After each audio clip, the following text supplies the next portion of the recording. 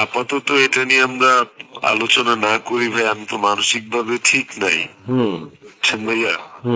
আমি শুটিং এ আছি, আমি শুটিং এর আসছিলাম। স্বামীর পরকীয়ার জন্য নিজের জীবনটাকে বিসর্জন দিল ছোটপর্দার জনপ্রিয় অভিনেতা জাহিদ আলভির স্ত্রী ইকরা। আস্তে আস্তে যেন আলভি সব নাটকে সবার সামনে চলে আসতেছে। নেপালে শুটিং করার কথা বলে তিথির সাথে বার্থডে সেলিব্রেট করতে গিয়েছেন আলভি। সেখানে গিয়ে একটা স্ট্যাটাস দেয় আলভি, ভুল করলে মাপ মিলে কিন্তু মুক্তি মিলে না।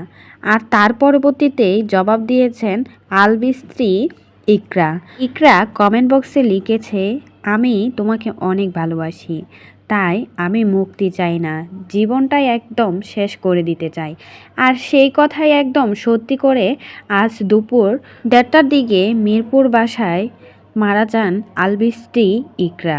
ফেসবুকে তাদের খুবই জনপ্রিয় ছবিগুলো দেখে সবাই তো ভেবেছিল এত সুন্দর সাজানো গুছানো সংসার মনে হয় কোনো অভিনেতা অভিনেত্রীর আর নেই। ভালোবেসে বিয়ে করেছিল 2019 সালে আলভি আর ইকরা। দীর্ঘ 7 বছর সংসার জীবনে কতই না আনন্দ সুখের দিন কাটিয়েছে আলভির স্ত্রী ইকরা, কতই না কষ্টে জীবন যাপন করেছে। অথচ ফেসবুকে তাদের হাসিমাখা ছবিগুলো দেখলে কেউ বুঝতেই পারবে না তাদের মাঝে কখনো ঝগড়া হয়েছিল। এক আকাশ পরিমাণের কষ্ট বুকে চাপা দিয়ে দুনিয়া ছেড়েই চলে গেলেন আলভির স্ত্রী ইকরা। অথচ একবারও ভাবলেন না আমার সন্তানটার কি হবে। মা বাবা দুজনেই কিন্তু স্বার্থের মতো ব্যবহার করলো, কিন্তু সন্তানটার কি হবে কেউই কিন্তু ভাবলো না।